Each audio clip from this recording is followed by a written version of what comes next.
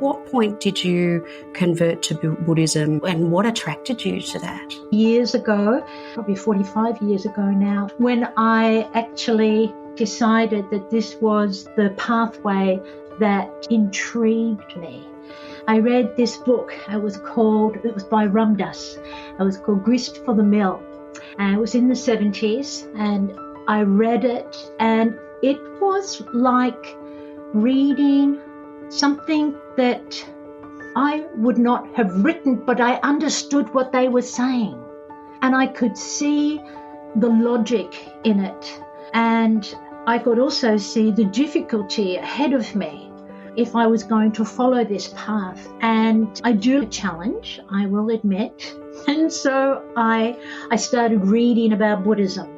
Reading and going to teachings and going to courses. One of my biggest teachings was that I learned that death is one of Buddhism's greatest teachers, because death is about impermanence, and it's about accepting that we are not creatures, that we will die. Every sentient being, every living creature will die. And in Buddhism, it goes further. So the mountains will wear down, the rivers will run dry, the sky will change, the trees will grow and they will die. Everything changes and nothing is permanent. So this was a fascinating concept to me, and I delved into it. As I delved into it, I became more and more intrigued by the aspect of death, the dying and the death. And in Buddhism, in particular, the Vajrayana, they have these beautiful death meditations. So I started doing that. Welcome to Don't Be Caught Dead, a podcast encouraging open conversations about dying and the death of a loved one. I'm your host, Catherine Ashton, founder of Critical Info, and I'm helping to bring your stories of death back to life. Because while you may not be ready to die, at least you can be prepared. Don't Be Caught Dead acknowledges the lands of the Kulin Nations and recognises their connection to land, sea and community. We pay our respects to their elders, past, present and emerging, and extend that respect to all Aboriginal and Torres Strait Islander and First Nation peoples around the globe. Today's guest is Annie Whitlocke. In a previous life, Annie was managing director, owner, designer and buyer for an import-export business called Anjian Australia. For 17 years she had that business until she sold it in 2010 to focus on her main interests. The most important interest was as carer to her ageing mother. Annie was able to be there for her while her mind, lifestyle, attitude and memories changed through Alzheimer's. Annie's mum died in September 2015. It was a peaceful and pain-free death. Annie is a team leader for Social Health Australia, a spiritual pastoral carer, lay Buddhist chaplain, trainer and supervisor of Buddhist spiritual carers at Monash Medical Centre, meditation instructor at Moorabbin Oncology, Death Cafe facilitator since 2013, and has spoken on the Buddhist patient at Stirling College and Monash Palliative Care. Annie has completed Death Doula training with Denise Love and Death Walker training with Jennifer Virago. She has also trained with Christine Longacre and Dr. Michael Bardo and more precious teachers. She believes she will never stop learning. This is a very interesting conversation that we have today. We cover just about everything, and you'll actually hear quite a bit from our animals that were part of the recording. You'll hear my cat Bandit in the background and her dogs in the background of her interview. I hope you enjoy getting to know Annie. Annie, thank you so much for joining us today. It's great to be here. Thank you for asking me, Catherine. Now, Annie, you're no stranger to death, and your experience, obviously, in your profession has been wide and varied, but you have quite the personal story from what I understand as well. Would you feel comfortable sharing a little bit of that story with us? Oh, of course. So when you say personal story, a bit about my background and leading getting up to where I am now? Yeah, and then we can talk about your professional roles as well. Sure. So as a child, I'll go right back. And Great. as a child, I was in a foster home for a couple of years as a little baby. So my sister wasn't, due to certain circumstances. Unfortunately, I was the one that had to go. So when I eventually came home, the first foster home was not good. And even though I was a baby, I remember certain things was not good. Then I was moved to another place, which was better because they had toys and they had another child there so I could play. Previously, they had none of that. And then I got scarlet fever. I had to go to Austin Hospital into the infectious diseases. So I was also in isolation again for a few more weeks. I came out of that, and then I got measles. I had to go back into isolation. By the time I got home, I was a very confused little girl. And then I was introduced to my sister that I didn't even know that I had. And it caused, I had just come from a situation where I had not felt love. And I had felt great insecurity. And my sister, yes, sorry. And what age, Annie, were you when you met your sister for the first time? I was about 3.5. Wow. And so, they had toys there and I wanted the toys. And I think there probably was some feelings of guilt and being uncomfortable that my mother had to do this. And she had to do this. I understood that. She had no choice in those days. And my sister was always told, give Annie the toys. And I think that caused a bit of a rift between my sister and myself. And so that was some of the background. Then I was married at 17. I left school at 14. I had 6 miscarriages. I was sterilized when I was 21. I had a oophorectomy, hysterectomy when I was 28. And in that time, I had been married a few times. And one husband died when we'd been married for 6 months. He was in a car accident and he was killed. I had to go to the morgue to identify him. And then a fiancé had taken his life when I was having my hysterectomy, oophorectomy. It was so these experiences have.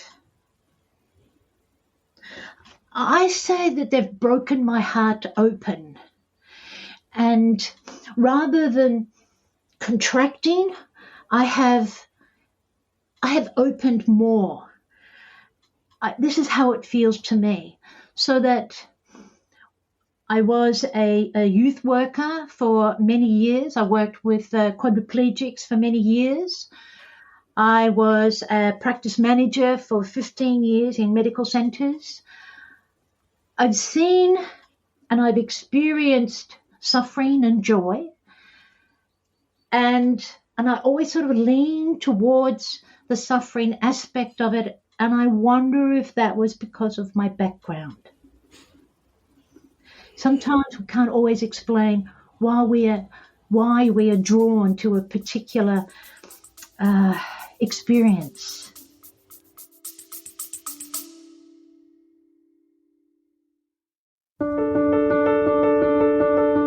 Have you recently had a loved one die or know someone who has?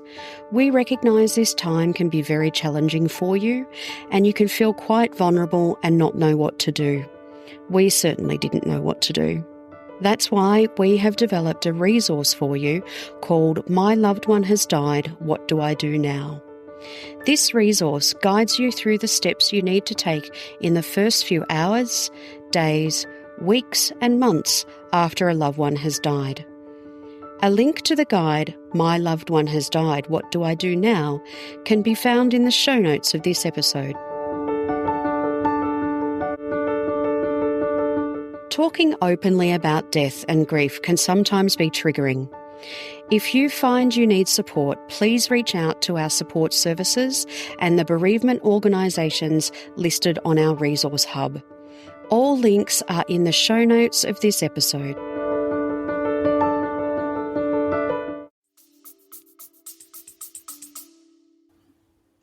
And turn that experience as well, you know, like from so much heartache and trauma to, I suppose, use that and the way in which you have, and it seems to have, you know, channeled it in a more positive manner than perhaps some other people have. Yes, and I don't know why I was fortunate to be able to do that, but I was, and I continue to learn. So the people that I'm with at end of life and their people, so I don't call them clients because they're not clients to me, they're my teachers. Every time I meet another person, it's an opportunity for me to smooth any ragged edges down. And I would be kidding myself if I didn't think that I had them. Yeah. Just 2 seconds. Bear with me, Annie. Yep. I can hear my family being very rowdy. Okay. Now, Annie, my apologies. So where would you like to pick up?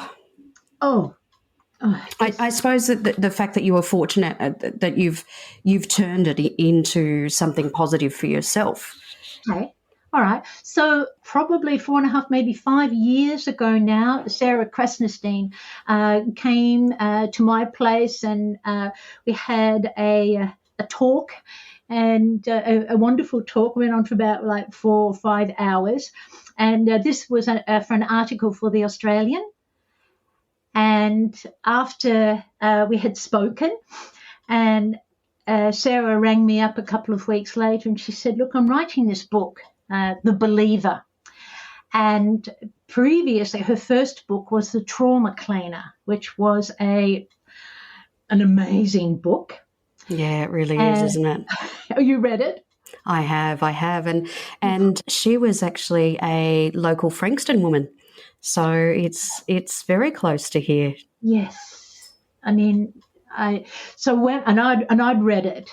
So, oh my gosh. And we're just referring to Sandra Pankhurst and her life story that Sarah wrote about in Trauma Cleaner. Yes, thank you. So a couple of weeks later, she rang me up and she said, look, I'm writing this book. Would you be interested in being a part of it? It's a story about 6 different people, and it's called The Believer because it's about, you know, why do people believe what they believe, and how did they get to that point, and what were their challenges, and how do they benefit others? And I said, oh, that sounds wonderful, and I'm really honored. And then I said, I've just got to ask someone if it's okay, because I need to be able to speak my truth. So then I contacted my husband, my ex-husband, and we had a very violent marriage, and there was definitely domestic violence. And I said to him, but he's the father of my 2 boys, and everything is fine now. We're talking many decades ago now. And I said, I've been asked to tell my story and to be for a book. And I said, I'm just ringing you up because I need to understand if it's okay with you that I can be honest. Bless him. He said, it's okay. Now, when he said it's okay, I'm thinking, I'm so grateful. And then I thought, oh, is this because maybe you've forgotten what you did? But either way. Yes. I think it's amazing that you even asked. Look, I had to, because, you know, I had to be able to speak my truth to Sarah. And there was a lot of very sensitive material. And I think, you know, some of it's been censored, some of it hasn't been. And so then it took a couple of years Sarah would come round in between. She'd keep going back to America, interviewing people here, coming to me. I was with a woman who was facing end of life. I was her death doula. And Sarah had said that if any of the people that I'm with, if she would be able to accompany me. So the other people, they all said, no, I don't feel comfortable. No problem. Totally respect that. And then I met this woman who had breast cancer. And I mentioned to her if Sarah could come. And she said, absolutely, bring her. She said, and she was a bit like me. I want it out there. I want to be able to speak my truth. And she was spectacular. So Sarah and I would go round to this lady. And then with her, while she was going through her pathway of joy and suffering, and her family. And when she had died, I had got pneumonia, so I couldn't be with her. But I had organised previously a funeral director who had a cooling plate.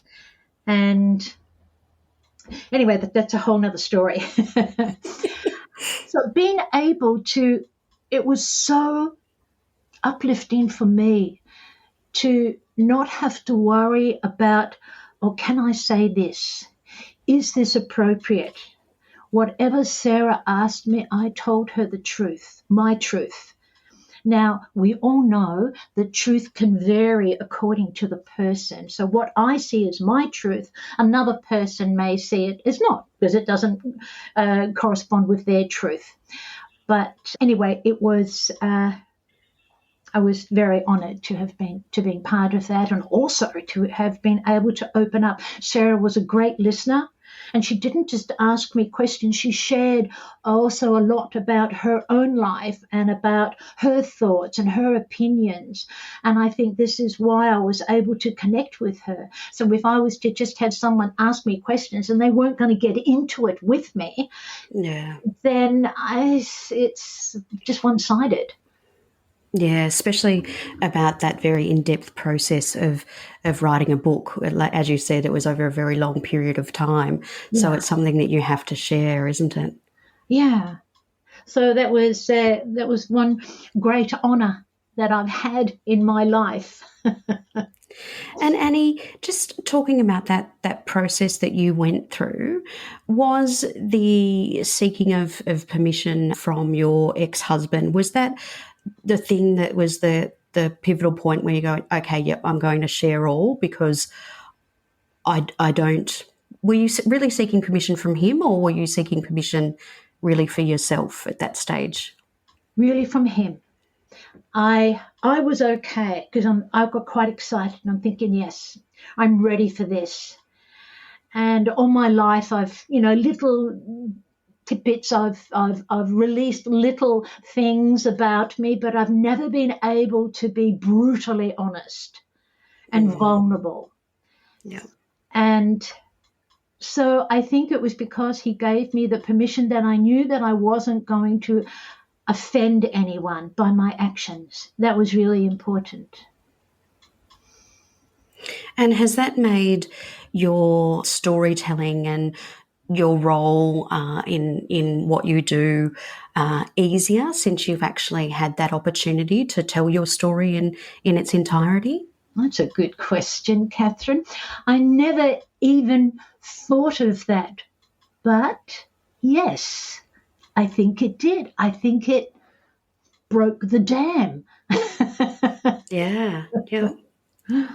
And at what stage were you when you were approached by Sarah in relation to your, for want of a better word, journey into Buddhism? I know that you've always had meditation as part of a focus for yourself, but at what point did you convert to Buddhism, and what attracted you to that faith? Well, it was over 40 years ago, probably 45 years ago now, when I converted, when I actually decided that this was the pathway that intrigued me. I read this book. It was by Ramdas. It was called Grist for the Mill.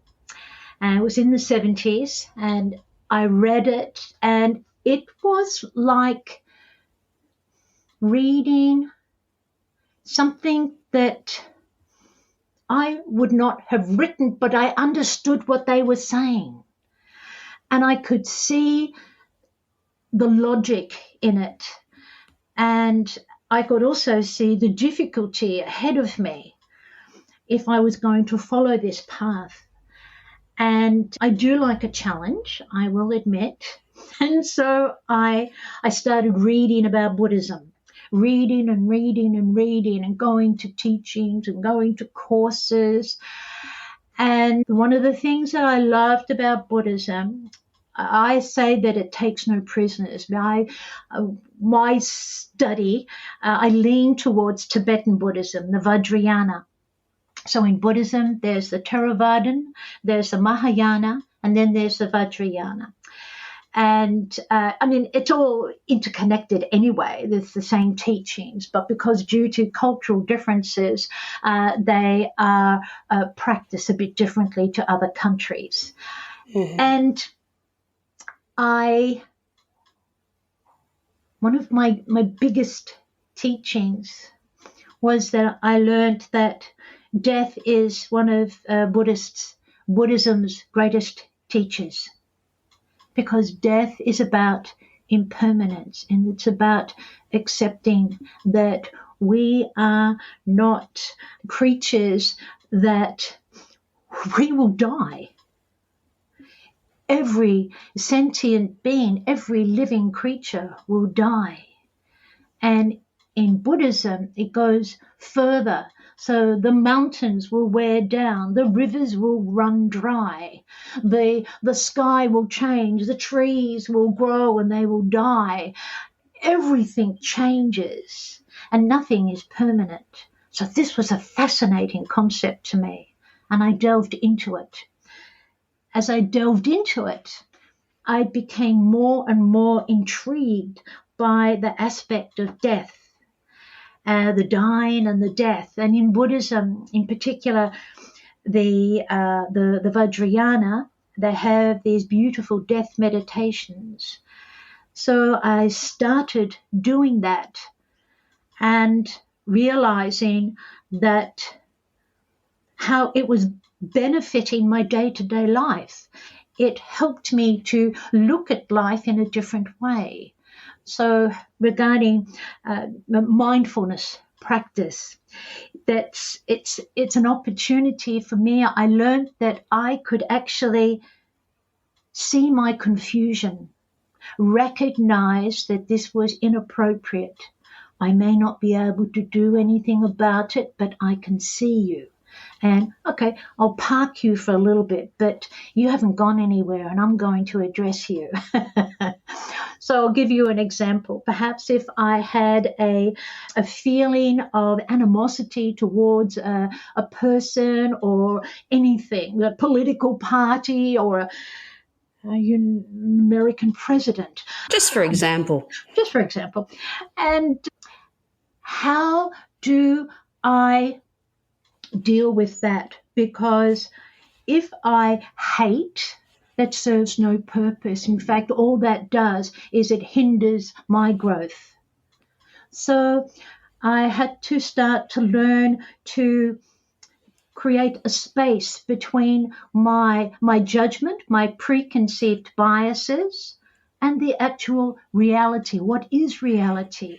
So a lot of the things, I was looking at things and I was coloring it with my own reality, just as everyone else is.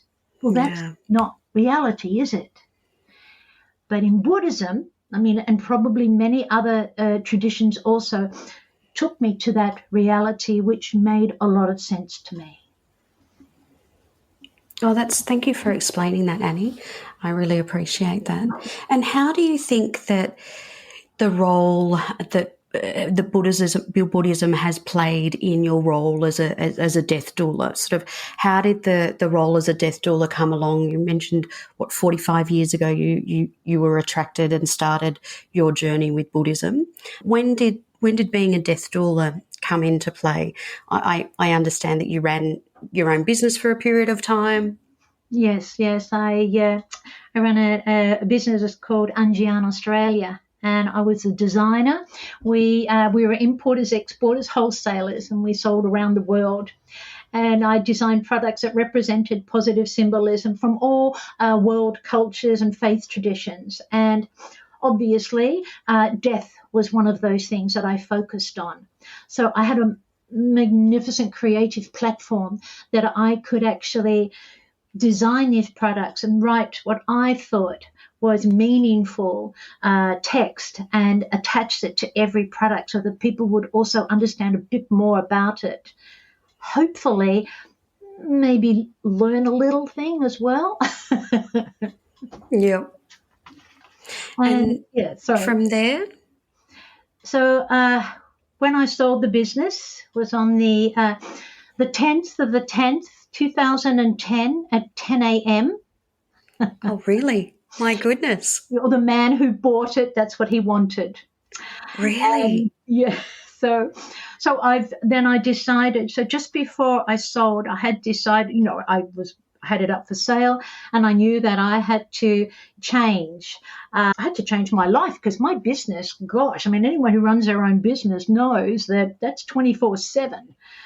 And so, what am I going to get into that I can bring my passion? And I thought I'm going to become a funeral celebrant. So then I went and I got my qualifications to be a funeral celebrant. I didn't worry about the marriage. That didn't do anything for me, probably because of my failed marriages. I just didn't have it anyway. Anyway, I decided to become a funeral celebrant, started doing funerals. And, I was very honored. It was beautiful. And I loved doing the funerals. But I wanted to get closer to people at end of life. Now, at this stage, I had been with my grandfather who had died at home. I was in bed with him. My mother was on his left side. I was on his right side. My 8-year-old son was sitting in a chair by his bed, and Grandpa was dying. He had chosen to fast to death. He had renal failure. He did not want to go to hospital. He was a medic in the army. He knew what he would be up for. And so he died. And it was beautiful that my son, he actually wanted to be there. And I let him stay there. And then also many other people had died because of the miscarriages, and people wouldn't talk about the miscarriage. I lost my babies between 10 and 12 weeks, and it was never discussed. So I just had to carry that as though it was almost felt like a shame that I couldn't keep a baby in my womb. I kept losing them. But I also know that was due to the domestic violence. And so where were we up to?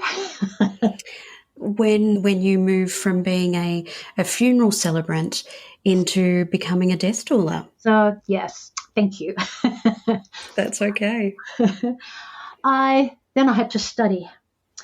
And I studied with Denise Love, Life Options. I did all of her courses, and the death of a baby, and all the other ones. And then Dr. Michael Barbato, a palliative care physician in the Blue Mountains. I studied with him. I studied with Christine Longacre from America. She came down and did an intensive. I did that with her. Rick Hansen, I did an intensive course with him, not on death, but on neurobiology. And I also studied with Zenith Virago, all of hers. And then I thought, okay, I'm feeling a bit confident, and I started going out and seeing people, but I was always talking about it anyway. And that's when I started to become a death doula. So I've been doing that for about 14 years now. And through Denise Love, so Life Options, she asked me to be a facilitator for her courses online as a death doula. So I've done that for a couple of years, then as a pet death doula, and I've done that for a couple of years. So I was very honoured that she trusted me to be able to do that. And tell me about that, a pet death doula. Well, I think people with pets, and I can see your little pussycat behind you, lovely little black and white one. Yes, Boy or girl? He's there. Boy. What's his name? Yes, a bandit, very spoilt. Bandit. Well, I've had many animals. I was a vet nurse. I have, several years ago, my greyhound was run over in front of me out the front of my house, and that just knocked me for a six. I mean, she was so excited. She was going to go with the walk next door with our neighbour, who every night would take her and her two dogs for a walk. And for some reason, Karma did something that she doesn't normally do. Just before I had the lead on her, she ran down the front, and a big SUV was charging down the street. Anyway, connected. She was killed instantly.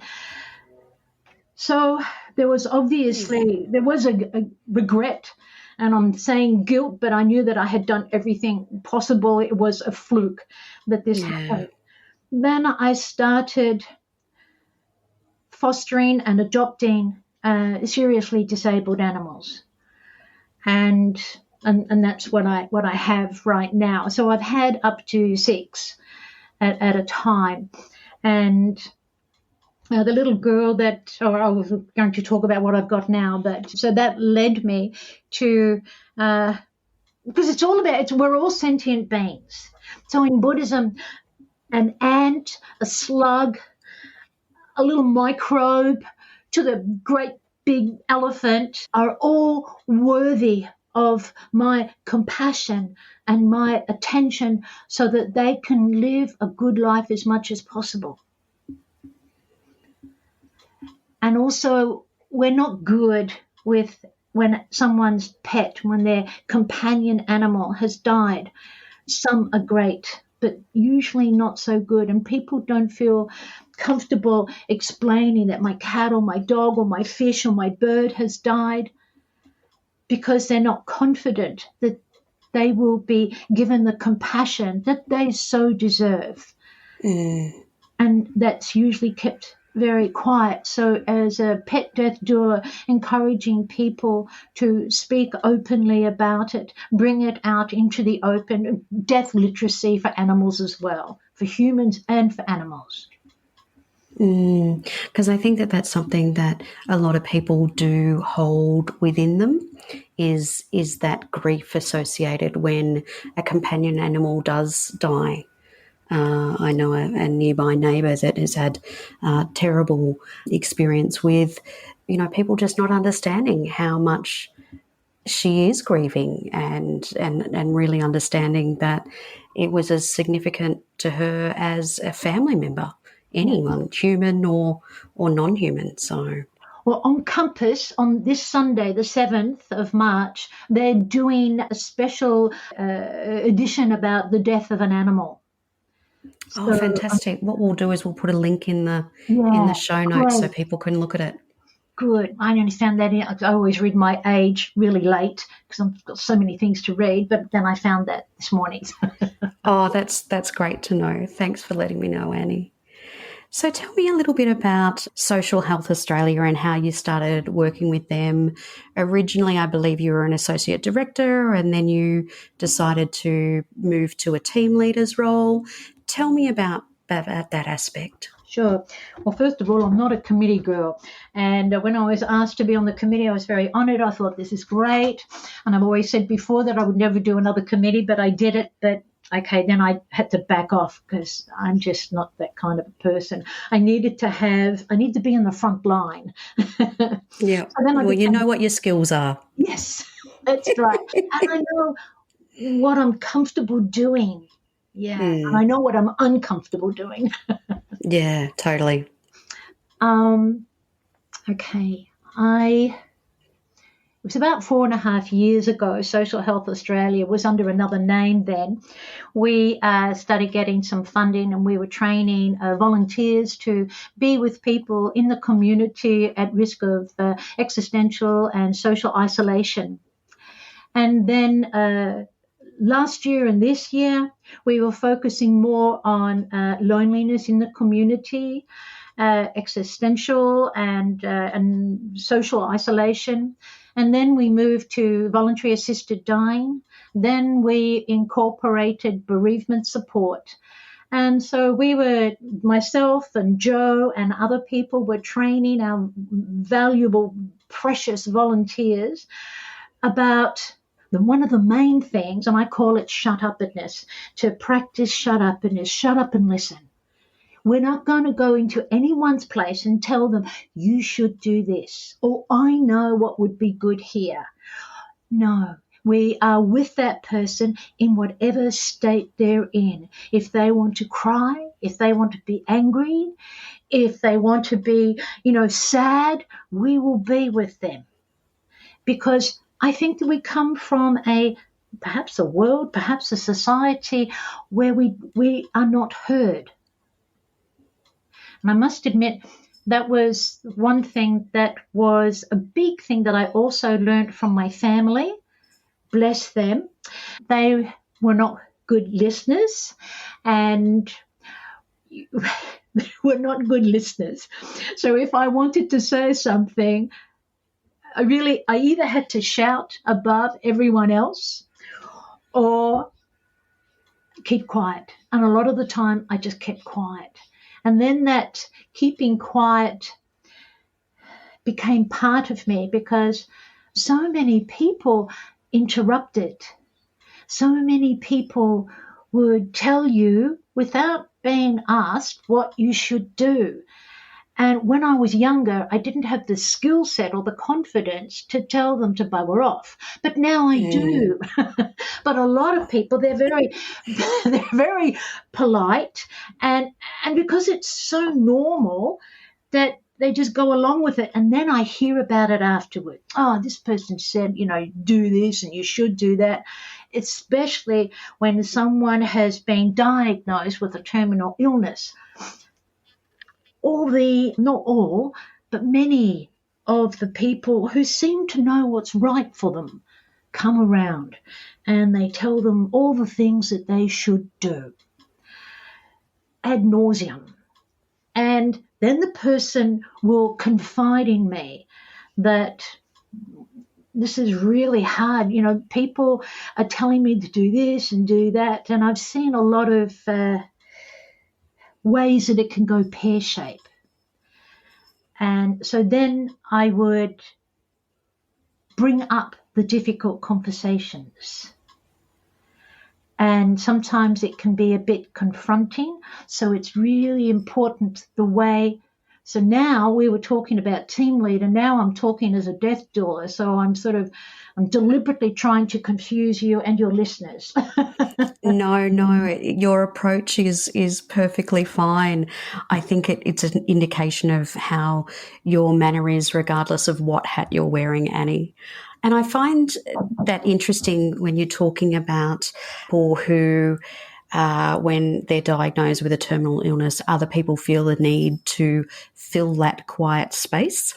Yes. Perhaps do you find that that's because they may be anxious and not sure what to say? Yes, absolutely. They don't know what to say, or perhaps they think they do know what to say. Yeah. And because they've heard other people say it. And, this is what you say in this situation. And so they will just mirror that. But if you've heard something that's not helpful, that's not very good, is it? Yeah. How many times do we tell someone when they say something like that, maybe not to bugger off, but to just say, thank you, but I'm not interested? We don't. Yeah. Rarely. Yeah. And unless we have the words. So words are so important. Body language is so important. Probably body language is more important than the words that we use. And so this is one of the things that we train our volunteers with in Social Health Australia. And you've talked about the essential role and learning the skill of shut-upness, which I do love. What if someone is going to ask or see someone who's being diagnosed with a terminal illness or who is dying, what would you recommend that visitor does or says, perhaps things to avoid, just based on your personal experience? Obviously, it's anecdotal, but... Okay. So I'm just thinking of all the situations I can use as an example. I know, quite the question I've asked. It's good for my brain. That's okay. I'm thinking of this man. He was nearing end of life, and he had this friend who would come in and sit there, and rather than just companioning, being by their side, they felt they had to fill up the space with words. And the words that they thought would be helpful was telling this man, oh, you should do this, and and I read about this, and have you done this? And it became really exhausting. So then I asked permission of the man if I could speak to his friend to let him know what his words, how his words were reacting with his friend, because this was an old friend and he adored him. And I was given permission, because permission is a very big thing. Always have to ask permission. Can I do this? Can I say that?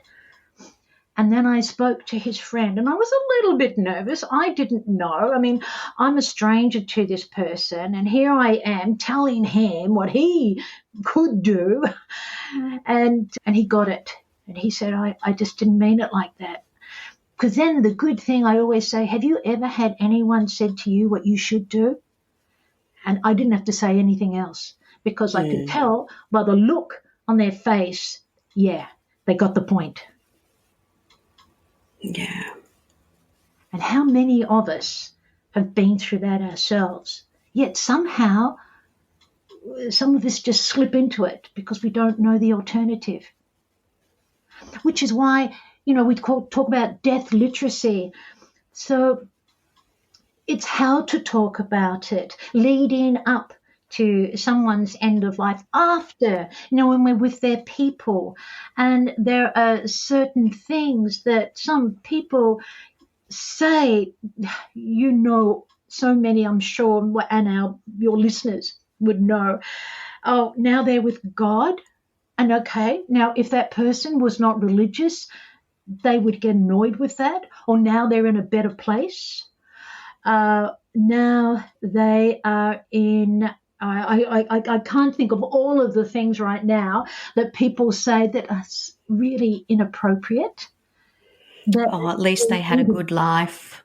Yes, that's right. They lived a long time. Yes. Oh, at least you've got another child. Oh, my gosh, yes, that's right. That was one of the things. So I was training these Vietnamese women to be pastoral carers. And so one of the conversations, and thank you for raising that, because I know that that was something that I wanted to talk about too. And so I would say, in a situation, so the mother and the father, their baby has died, what would you say? And straight away, they both said what you said. Well, at least you have another child, or you're young and you'll have another one. And then, all I didn't say, no, wrong. I just said, okay, now imagine that your baby has died. You're in the room with your husband, and you're holding your dead baby in your arms. And then someone says to you, well, at least you have another child. Or you're young enough, you can have another child. How would you feel? That's all I had to say. They got it. So then we started talking about, what else can you say? And so they were coming from their cultural background. This is what you would say. And so I just had to question that and to just put it to them, well, how do you feel about that? Now you're in their shoes. And is that advice that perhaps other people should take on board, well, all of us really, is maybe, just as I move the cat, sorry, bear with me, is that advice that other people should take on board is perhaps, maybe just for a moment before speaking, perhaps just put yourself in another person's shoes, another person's situation, and think whether they would like to actually hear the same advice that you're about to give?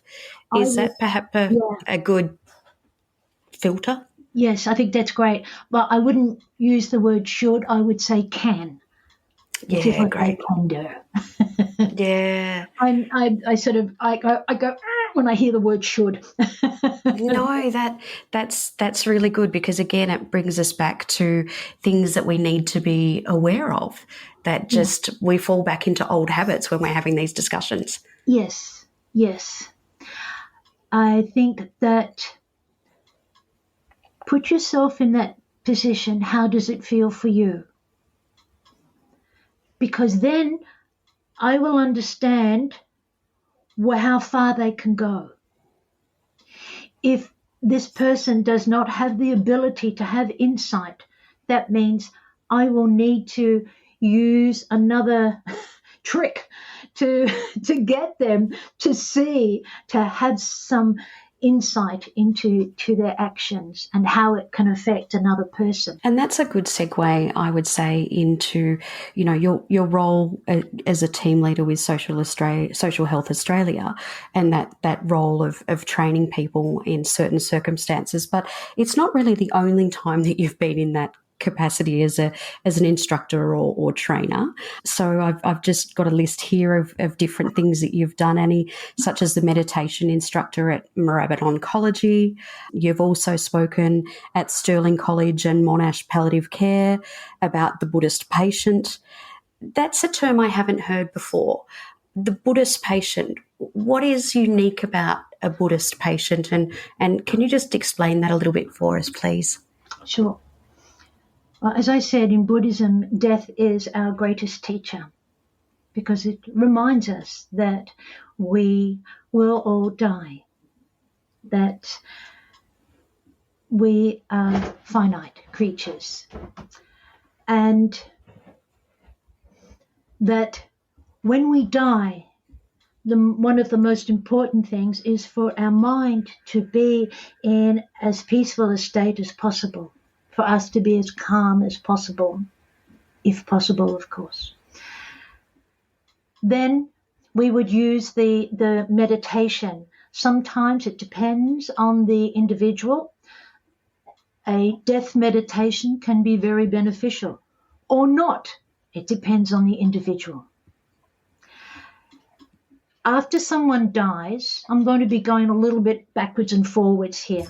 Sure. Usually when a Buddhist dies, a very common request is to have no one to touch them at the time of death, in particular around the feet, if it can be avoided. Because at the time of death, according to Buddhism, to not touch the body, to have as little interference as possible, so that the consciousness can leave through the consciousness is said to leave through the top of the head. So we will ask that their feet are not touched, and that's basically a very, very simple description of a Buddhist patient. Plus, there will be certain dietary things. There will be certain chants and music and prayers that they will want. There will be, with the people, just because they're Buddhists doesn't necessarily mean that they are all conversant with the stages of dying according to Buddhism. One of the beautiful things about the stages of dying in Buddhism, it's very similar to palliative care, and palliative care nurse and doctor can also recognize that. So we go by the four elements in the body.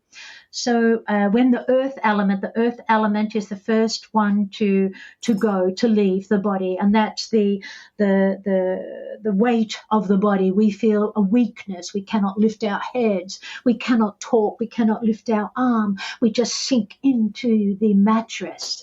That's the earth element leaving. And then it moves over to it could be the water element, or perhaps it could be the heat element, the fire element. They can be interchangeable. And so if it is the water element, the person will start feeling very thirsty. The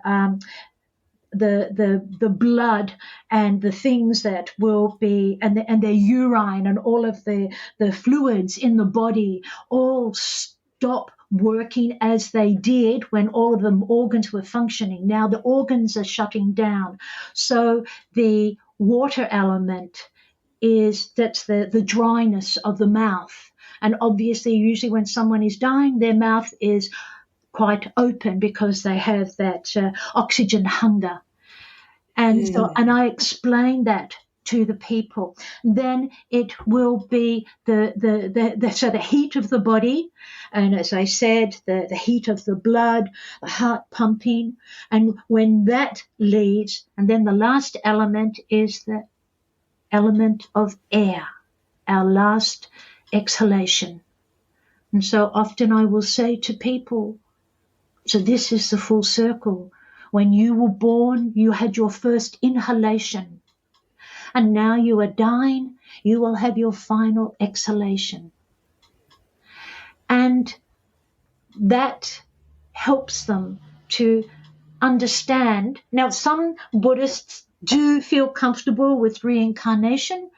Not all do, but which is why I say that if they can be calm, if we can do everything in our power, that they have peace of mind, that peace of mind will then lead them to a beneficial reincarnation. So we don't want people arguing in the room.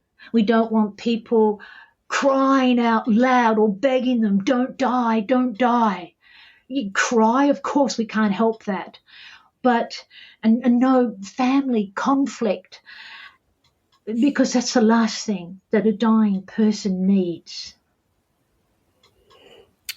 Because that's correct in my understanding that hearing is the last sense to go? Hearing is the last sense to go, yes. So I encourage people to speak to them even when they are unconscious, even after they have died. And when they have died, then I will say a particular saying, and I will say this to people who are Buddhist or not Buddhist. Can I read it out now? Yes, please, Annie. Okay, so I will call this person Jane. All right, Jane. Dearest Jane, you have now died. You are no longer in your physical body. This is right. This is as it should be. Please allow your soul to be guided towards your next stage on this beautiful journey. Your life was lived well. Well, now no more of the countless gems that you held close to you. Now no more of the times that were difficult. This time has now ended. Please follow the direction of your soul, your spirit. Many hearts full of love send their limitless wishes for you, dear Jane. Go in peace. Go in trust that all will be well. Your stories remain on earth and in the hearts of those who continue to love you. Have no fear at this time. You are now part of the endless tune of all mortal beings. Rest. Now, sometimes, if the people are interested, I will say that you can actually, we can hold our hands close to our hearts and to visualize that heartfelt love being directed to our hands. And then we place our hands on the person and we send compassion and care from our hands to their now deceased body. And then we can begin the washing if that's what's wanted. That's beautiful, Annie. Now tell me, you just mentioned previously about the fact that some people aren't comfortable with a reincarnation. Can you talk me through why that may be? Sorry, that is my cat falling over things on my desk. But yeah, I'd be intrigued to hear about why some people who are Buddhist may not be comfortable with reincarnation. Well, Buddhism can take many different, it has many different faces. And even though as a Buddhist, we're usually very comfortable with the concept of reincarnation, some people, they will call themselves a Buddhist, but there are certain things that they do not follow, that they do not agree with, and that's fine. There's no rigid rules. Well, you can't call yourself a Buddhist now because, you don't believe in that. Yeah, okay. Everyone will come to it with a different value. And that value system is what will colour their actions. Okay, so that's good in me sort of understanding, like, that I was brought up in the Catholic faith, and it's not a faith that I have practiced in since I was very young. But the fact that, to belong to, my understanding of belonging to the Catholic faith is adhering to all doctrines. Whereas for something with what you're saying with Buddhism is that's very individualistic in how you adhere to it, I suppose. Would that be correct? Absolutely. The most important thing is that we cause no harm, that we are compassionate. And if someone we don't like, perhaps they've done bad things, we do not turn our resentment onto them. So we accept full responsibility ourselves. If we cannot help someone, then do not hurt them, do not harm them, at least. So you don't have to believe in reincarnation. You don't have to do all of the rituals and the ceremonies and things like that. The most important thing is that you're a good person. And that good person can, once again, this is the translation of what a good person means. So even some Buddhists who are culturally Buddhist are not really clear on a lot of the teachings because they've been raised or generational, but perhaps they've never really questioned it. So sometimes people who have converted or have adopted Buddhism, because they usually end up getting really into it a bit more seriously, it's not uncommon that they can often understand a bit more about it. But I'm not saying that's across the board, obviously. No, it sounds like it's well, I suppose like any religion, or it's something that's very individual. It is, exactly. Yes. Now, tell me, Annie, what would you say if you could provide, advice to anyone in relation to if they're looking at a terminal illness or supporting someone with a terminal illness? Do you have any advice that we haven't mentioned already? Probably. I would always encourage people, or just usually to start talking about an advanced care directive. And this advanced care directive, whether or not it's put into place, at least that person can get their wishes heard by the people that are important to them. So, Annie, can you take me through just the steps? What is involved in an advanced care directive, just so there's no confusion about what that document is? Sure. An advanced care direction or advanced care plan, it is only put into action when the person is unable to speak for themselves. So this is something that I always remind people. This is only when you're unable to direct what you want. It's in writing, so your wishes will be followed. So an advanced care directive comes in two sections. One is the instructional, and this is the legal document that has to be signed by the doctor and witnessed. And then the other one is, this is embarrassing. So I've gone and forgotten what it was. So that's anyway, okay. The values, I can put it in the show notes. There you go, values. Values. Values. God. And the values is also very important, because this is an opportunity to put down the things that are important to you. In mine, I've got simple things like I'm a Buddhist. These are the things that I would want. I would want time for meditation. I would want time to listen to my prayers. I don't eat broccoli. I don't drink milk. I don't have a pillow. So if anyone put a pillow under my head, I'd be throwing it on the ground. And I have been in hospital a few times, and they put the pillow straight under my head. And I said that I don't want it, but then a different nurse comes in and they think that they're doing the right thing, and no problem with that. Then also that I love touch. I love foot massage, hand massage, leg, my back. Beautiful things. For me, dental hygiene, my body hygiene is so important. So, and also cream on my skin after a wash and daily, things like that, very important for me. I like to listen to certain music. I like to have certain teachings. And so there are some people that I don't want beside me when I'm dying. There are certain people, absolutely, that I want you. But there are definitely some people that I don't want. These are the should people, and I have a pretty good idea I would know what they would be saying to me.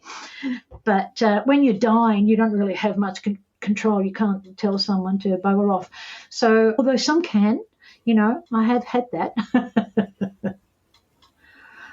And for the people who are supporting that person and are surrounding that person, towards end of life, what is some advice for them besides perhaps practicing shut-upness? That we don't get a dress rehearsal to die. So the person who is facing end of life will be not uncommon for them to feel scared. They've never done this before. They don't know what's going to happen. That it's not advisable to say, just relax, just calm down, because from my experience, that doesn't really work. You need a bit more than that. Oh, really? Can you tell me how to relax? I'm sort of, now my breathing is getting lesser and lesser. I can feel my body changing, and it's really hard for me to calm down. So I would encourage people to not say things like that. Just be with that person. You don't have to fill up the space with words, just a gentle touch. Maybe to put some music on that you know that they like. Keep it really simple. Have your friends around there, sitting with them. But if they want to talk about old times, if they want to talk about the stories, the shared stories, good, bad, or otherwise, it's when someone is dying, they develop a lean sense of expression, and they have excellent bullshit detectors. So if someone comes in and they start wafting on about something, that person is not interested. And I've heard this so many times. So just be real, be vulnerable, be humble, because you're going to die too.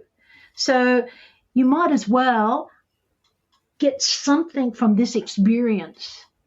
Maybe you could use it in your own advanced care directive. Well, like I had this experience and that's something that I don't want, so I'm going to put that in my advanced care directive. Or at least I'm going to be able to speak to people about it. This is what I do not want.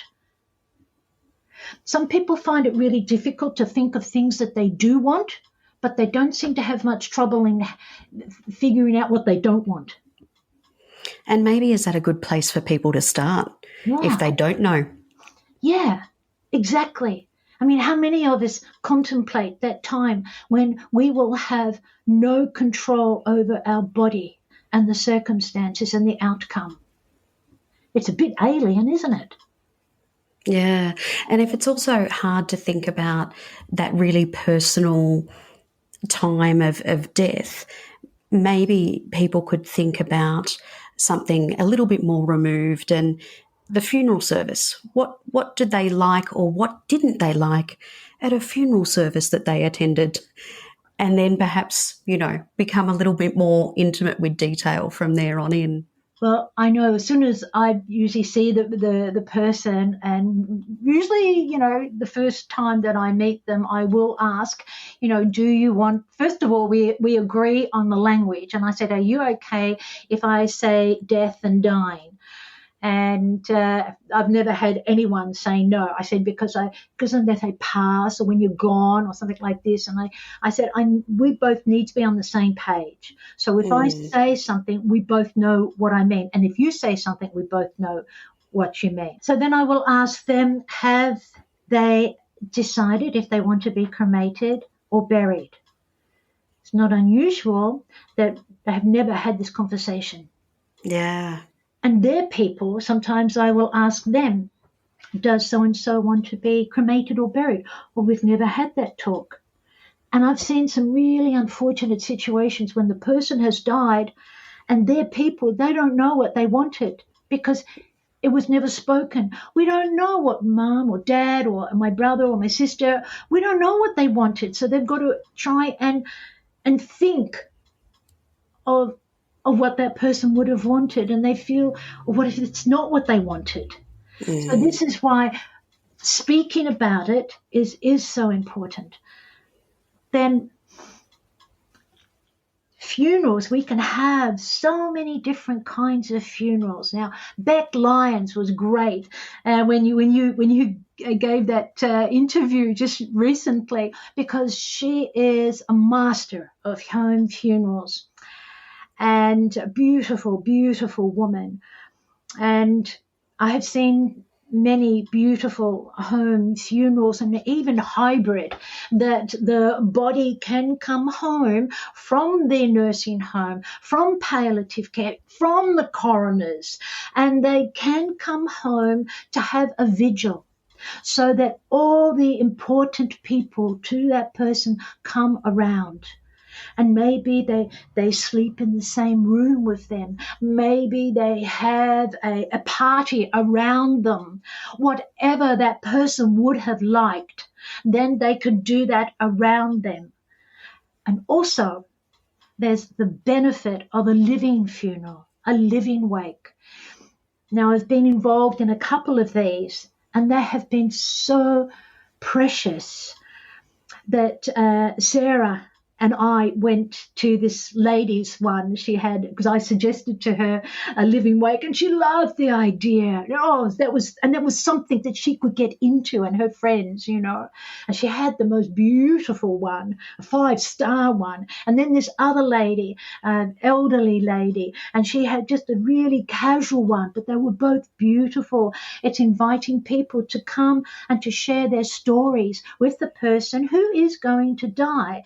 And then everyone interconnecting and understanding this, the warp and weft of all these stories, how we all came to be here. Yeah. Because I think as we get older, I'm in my mid-40s now, and really we're at the stage now where my son's about to have his 21st, but, other than that, it's, 50th would be the next big celebration. But I loved when I interviewed Zenith Virago recently that she makes sure that every single birthday is a celebration and gets everyone together, because I think that we don't get our people together often enough and have fun, and we don't make those connections of how you all knew each other. And my husband recently gave a talk, and it was really beautiful to actually be in the room where I could see his, people that he went to, VCA with, and then our old neighbours from St Kilda, and then his aunt and cousins, and that was really beautiful. So I could only imagine how much more powerful that would be when you are terminal and you know that you're dying, to actually connect those people together. Yes. Some people think, it sounds like it's a bit like it's all about me. And I go, no, because it's about them. How often do we tell our friends and acquaintances, you actually mean a lot to me. And that you're really precious, and I'm so glad that I'm in your life and that you're in my life. And one of the things that you mentioned about your child, have you spoken to your child? So they're only 20, 21. What would they want if they had died? Would they want to donate their organs? Would they want a cremation or a burial? What would they want? It's challenging, isn't it, to have that conversation with your young child, 20 years old, still a young child. Yes, I think he'd prefer conversations about death rather than sex with his mother. But no, look, we've always had very, very open conversations about any topic. And Ethan, he travelled overseas last year and to work, and we made sure as soon as he was 18 that he had a will in place and a power of attorney. So if he was overseas, we could provide him with financial support and access, and could do anything that he needed to be done on his behalf while he was over there. But he has a will, and I've had a will since the age of 18. That was how I was raised. But I'm realising I am the exception, not the standard. Yes, you are the exception. You are. And also one of the things is that when someone is heading towards their dying time, they how can I say this?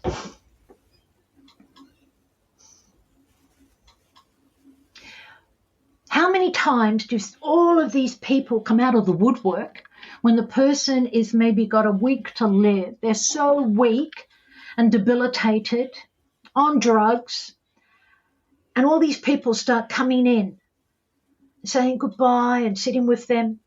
And many times, not all the time, many times that person has said to me afterwards, why do they come now? I haven't seen them for months. Why didn't they come when I was able to hold a conversation?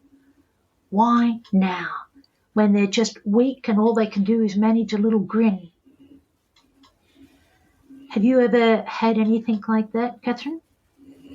Yeah, I have, and I'd even take it a step further to the point where, you know, for us, and this is the whole catalyst of why I've done the podcast and the business, and, you know, we had 3 friends die last year, and my husband's best friend being the most significant of that. But then again, this year we had, you know, someone who was a close friend. We haven't seen him for a few years. We got a phone call, Rod got a phone call out of the blue to say that he had been found dead in his house because no one had heard from him for a while, and he's now at the coroner. But, you know, it's not also waiting for people to be terminal. It's just reaching out to people at any stage and making sure that, you know, because we assume that they're just going about their normal everyday life like they always are. And then it's a real shock when you find out that that's not the case, that, you know, someone has died and they're no longer just doing what you expect them to be doing. It's well said that they're not doing what you expect them to be doing. Yes. And we do expect that. We like to compartmentalize. Okay, well, they're over there, they're doing this, and I'm doing this, and I'm busy, and things like that. And then all of a sudden you find that out. And then did you ever question yourself that, I wish we'd gone and visited them more? Yeah, look, I did to a degree. The relationship was sort of more sitting with my husband, and we were maybe closer at another period of time in his life. But yeah, you kind of... I recently text everyone in my phone who I've got in my phone and let them know what I was doing, and said, look, I'd love for you to still be in contact with me, you know, give me a call sometime or something like that. And I'm really happy I've done that, because you never know what other people might be doing at the other end. You know, they may not be living the life that you think that they were living. Exactly. And sometimes you may not even find out, because not everyone is going to let you know, because maybe they're not comfortable, because that's the kind of life that I'm living. I don't want anyone to know about that. Yeah. Yeah. And also, like, since starting the business, that, you know, I had an old colleague reach out to me who had been diagnosed as being terminal. and she asked for support. And you just can never assume that you know how someone is going on the other side, Yeah. So how do you think someone would be able to find out? I think staying in contact, and it doesn't have to be a milestone occasion or anything along that line. And you know how sometimes, you get busy with life and kids and all the rest of it, and you lose touch. But I don't think that there should be shame associated with that. I think that, just bloody reach out and because it's so much better that you actually did do that. And, I've actually only 2 weeks ago had dinner with a girlfriend who, we both ended up having children at the same time. 20 years later, we're back having dinner again. And I'm so happy that we did, because, you remind yourself about, I suppose, part of your life as well, and about who you were, what ignited in you that you love about that person. So I think that it's a bit of rediscovering yourself as well, So Yeah. I think that that's good to reach out. Yeah, I think it is. Yeah, to rediscover. That's right. I like that. And Annie, have you got any other thoughts that you'd like to share with our listeners? Well, for the other death doulas, and also for anyone who's interested in getting a death, to ask the death doula, do they work with another death doula? So from my experience, if you've got 2, 3, or 4 people that you're with, and perhaps some of them start their decline at a similar time, you really need, this is from my own experience, to have another death doula, similar minded, that you can both help one another. Now, I think on the weekend you met Barb Ferguson. Yes, the other weekend with Denise Love's workshop. So Barb and I worked together as a bit of a tag team.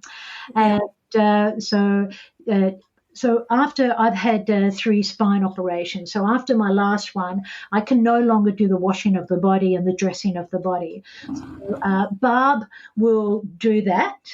Also, sometimes, I can't get there at a certain time, so I will ask Barb and she will cover for me. Or if she can't do it, then I will cover for her.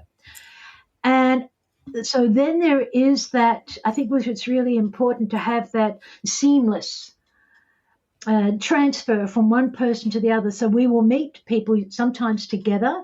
A couple of weeks ago, we both met this woman together with her daughter, and so Barb would say her thing, I would say my thing about what the woman was speaking about, and they could feel comfortable that they're going to be held. They're going to be held in. I've always been a bit suspicious about this word love, but they are going to be held in love because they're going to be safe. They're going to be so respected. So to have a 1 or 2 that you work with is really good. Highly recommend that. Get your advanced care directive, even if it's a bit daunting when people start it.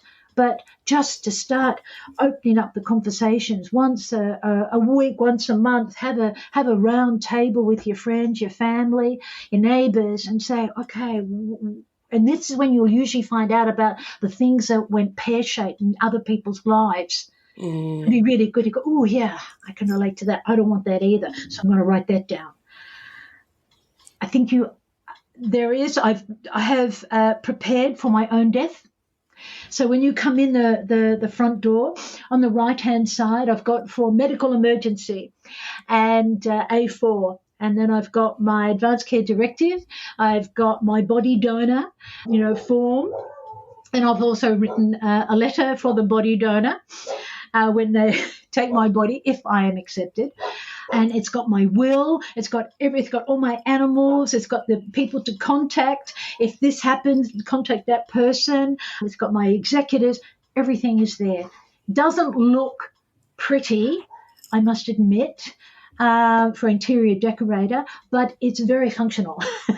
I've seen it and, many times. and very important. Very important. So many times. Yes, I've got an advanced care directive. It's rolled up in the freezer. And I said, I don't think that's a good place for it. No, not at all. Which is why Lisa, who wrote the bottom drawer book, that's why she called it the bottom drawer book. Most of all our really important information is in that bottom drawer. Get it out. Bring it out to the open. Yeah, totally, exactly, and that's the whole concept of sort of the app that I'm working on is just to get it out, document it, and to share it with loved ones, so we're all aware and we don't get caught in the situation we were last year.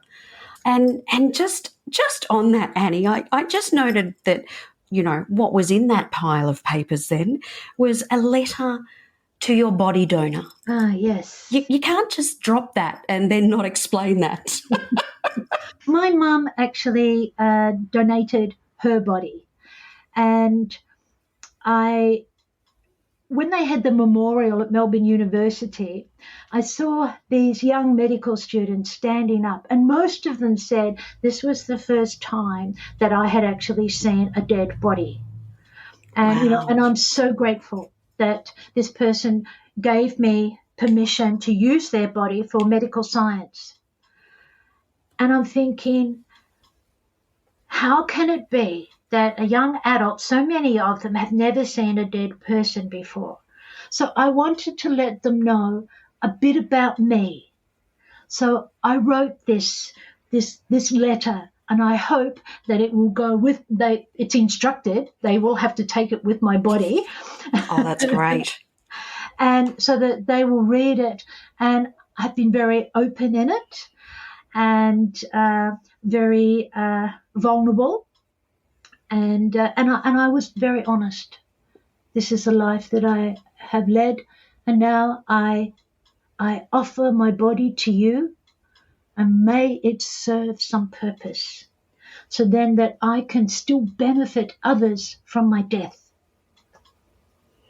Oh, Annie, do you mind if I get a copy of that letter and pop it in the show notes so our listeners can perhaps have a read? Please. Oh, that'd be lovely.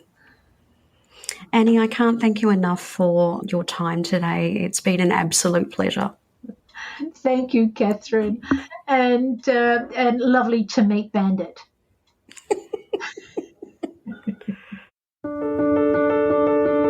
We hope you enjoyed today's episode of Don't Be Caught Dead, brought to you by Critical Info. If you liked the episode, learnt something new, or were touched by a story you heard, we'd love for you to let us know. Send us an email, even tell your friends. Subscribe so you don't miss out on new episodes. If you can spare a few moments, please rate and review us, as it helps other people to find the show. Are you dying to know more? Stay up to date with Don't Be Caught Dead by signing up to our newsletter and follow us on social media.